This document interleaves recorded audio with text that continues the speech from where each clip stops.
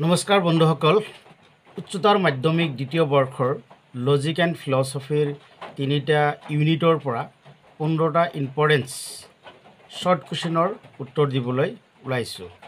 কাৰ্যকাৰণ বিধি ইউনিটৰ পৰা দিবলৈ ওলাইছোঁ যে ইম্পৰ্টেন্স কেইটামান প্ৰশ্নৰ চমুত্তৰ। বিশ্ব প্ৰকৃতিৰ কোনো ঘটনাই আকস্মিক নহয়। এইটো শুদ্ধ নে অশুদ্ধ? এৰ উত্তৰটো হ'ব শুদ্ধ, যে বিশ্ব প্ৰকৃতিৰ প্ৰত্যেকটো ঘটনাই আকস্মিক নহয়, ইয়াৰ কাৰ্যকাৰণ বিধি জড়িত হৈ থাকে। Question number 2, x nihilo nihilo fit, এই উক্তিটো কোনে কৰিছিল?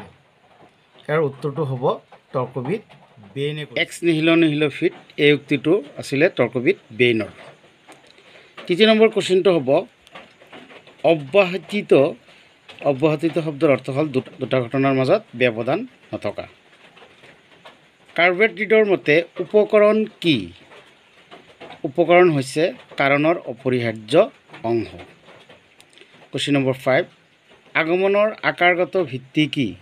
প্ৰকৃতিৰ একৰূপতা বিধি আৰু কাৰ্যকাৰণ বিধি।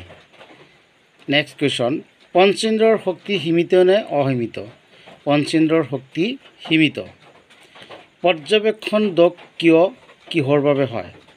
মানুহৰ যেতিয়া অন্ধবিশ্বাস, কুসংস্কাৰ, পূৰ্বধাৰণা, স্বাৰ্থ জড়িত থাকে তেতিয়া অপৰ্যবেক্ষণ দোষৰে দূষিত হয়। ভ্ৰান্ত পৰ্যবেক্ষণ দোষ কি? যি পৰ্যবেক্ষণত ভুল হয়, অৰ্থাৎ এটা বস্তুৰ ঠাইত আন এটা বস্তু বুলি ভবা হয়, তাকে ভ্ৰান্ত পৰ্যবেক্ষণ দোষ বোলে। পৰীক্ষণ নে নিৰীক্ষণৰ কাৰ পৰিসৰ বেছি? নিৰীক্ষণৰ পৰিসৰ অতি ব্যাপক, কাৰণ নিৰীক্ষণত আমি সাগৰ, নদ নদী, পাহাৰ পৰ্বত, আকাশ সকলো আমি নিৰীক্ষণ কৰিব পাৰোঁ, কিন্তু পৰীক্ষণ কৰিব নোৱাৰোঁ।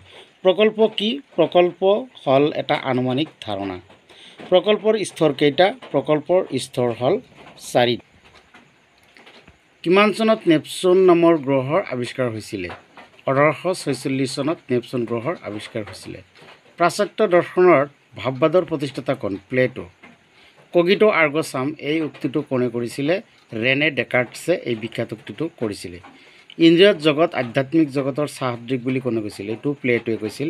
ইছেছ ইজ পাৰ্চিপি এই উক্তিটো কৰিছিলে বাৰ্কলিয়ে, আৰু ইয়াৰ অৰ্থ হ'ল অস্তিত্ব প্ৰত্যক্ষ নিৰ্ভৰ,